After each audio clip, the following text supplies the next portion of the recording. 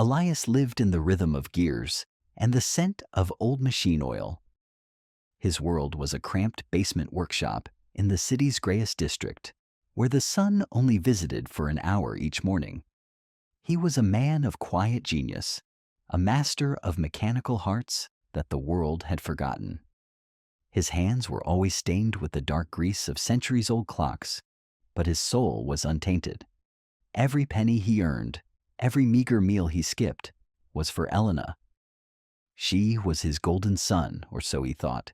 He had spent months secretly crafting a masterpiece for her, a clockwork heart that ticked with the grace of a living thing.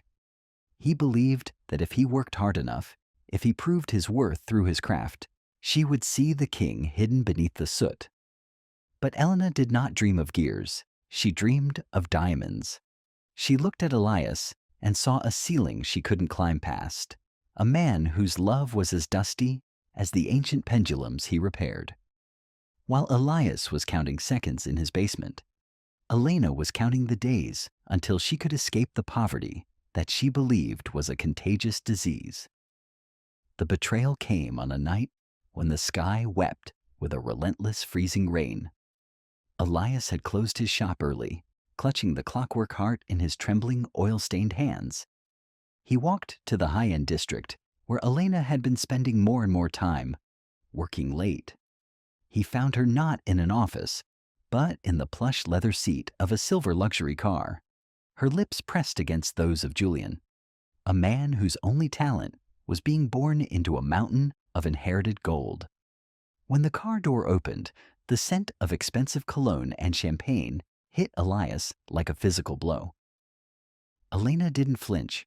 She looked at him with a coldness that froze the rain on his skin.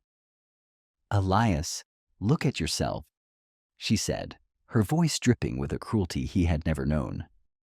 "You are a man of the past, covered in dirt and broken springs. Julian is the future. I am done living in a basement, waiting for a miracle that will never come." She threw the clockwork heart he offered into the muddy gutter. "Poverty is a choice, Elias, and I choose to never see your face again." For months, Elias was a ghost. Elena and Julian had used Julian's influence to have his workshop evicted, leaving him with nothing but the clothes on his back and the bitter memory of her laughter. He lived on the streets, his brilliant hands shivering in the cold. But fate has a strange way of ticking. While huddling in the ruins of an old cathedral, Elias found it, an ancient, legendary astronomical clock that had been silent for 300 years. It was a mechanical labyrinth that the greatest engineers in the world had declared unfixable. Elias looked at the frozen gears and felt a kinship. He was broken, and so was time. With no tools but a sharpened nail and the sheer willpower of a man who had nothing left to lose, he began to work. For 40 days and 40 nights, he didn't eat or sleep. He rearranged the stars of the clock, recalibrated the gravity of its weights, and breathed life back into the cold iron. When the clock finally chimed, it didn't just tell the time. It sang a melody that shook the very foundations of the city. The miracle of the cathedral clock turned Elias from a beggar into a legend overnight. The Watchmaker of the Void became the most sought-after man in the world. He didn't just repair clocks. He built empires of precision.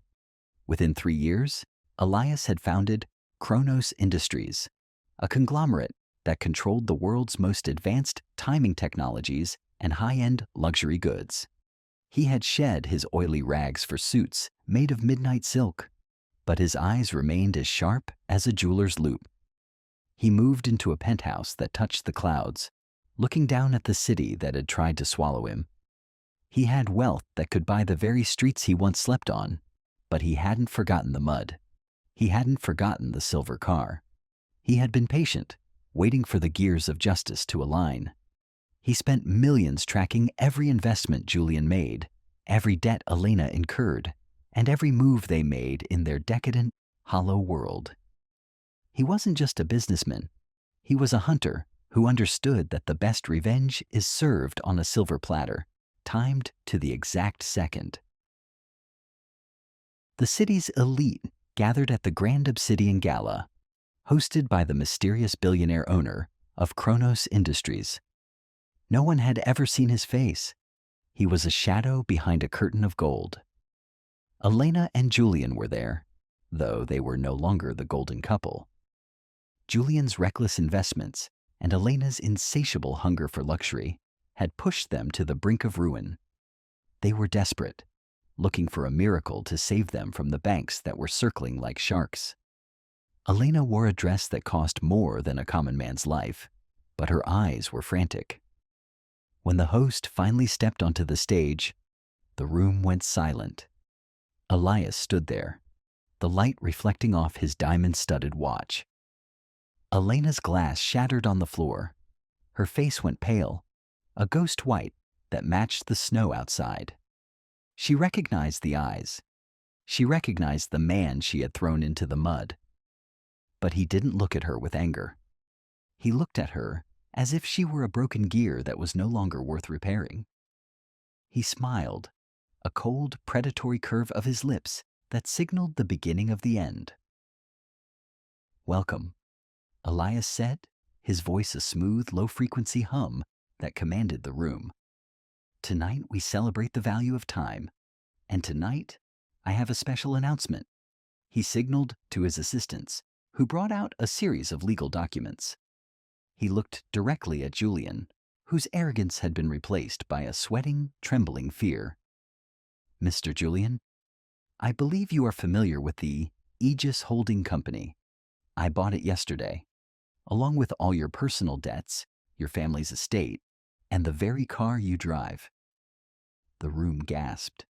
Elena stepped forward, her voice a desperate, seductive whisper. "Elias, I was wrong. I was young and scared. I always knew you were destined for greatness. Please, let's talk. For old time's sake." Elias laughed, a sound as sharp as a ticking clock. "For old time's sake, Elena, you told me poverty was a choice.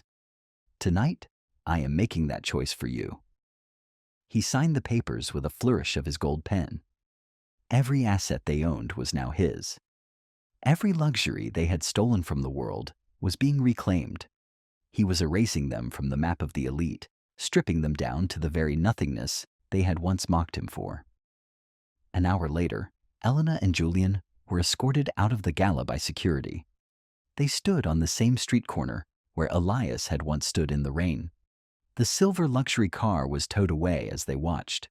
Julian, unable to handle the loss of his status, turned on Elena, blaming her for the greed that led them here. He walked away into the dark, leaving her alone in the freezing drizzle. Suddenly, a black limousine pulled up. The window rolled down, and Elias looked out.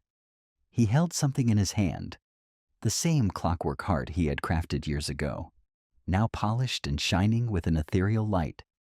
He dropped it into the mud at her feet. "I fixed the heart, Elena," he said quietly. "But I realized it was too precious for a woman who has no soul." Elena fell to her knees, clawing at the muddy heart, crying for a mercy that would never come. She was back in the gray district, in the shadows where the sun never stayed.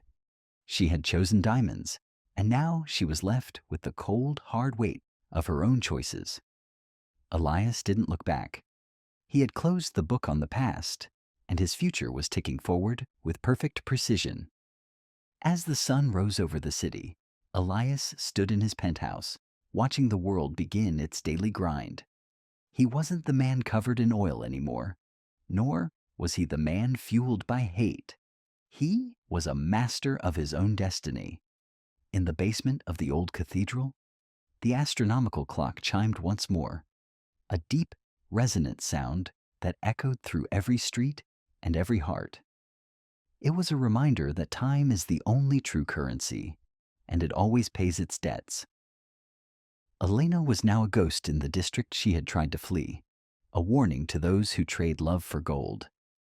Elias had built a legacy of truth, a kingdom where character was the only thing that didn't wear out. He picked up a small, simple pocket watch, the first one he had ever repaired. and wound it. The steady, rhythmic tick-tick-tick was the only music he needed.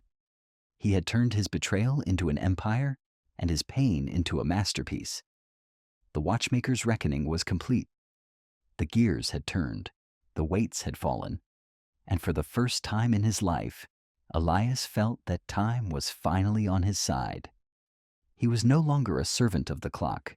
He was its master. Every second has a price, and some pay more than others. Elias was a man who understood that the heart is the most complex machine of all. Elena thought she could discard the soul of a genius for the glitter of a fool, but she forgot that time eventually catches up with us all. The final question: if you lost everything today, would you have the strength to build an empire from the gears of your broken heart? Or would you vanish into the shadows of your own choices? Thank you for watching this standalone masterpiece. If you believe in justice and the power of a quiet heart, subscribe to Whispering Pines Echoes for more tales of reckoning and redemption. Until next time, watch the clock. It never lies.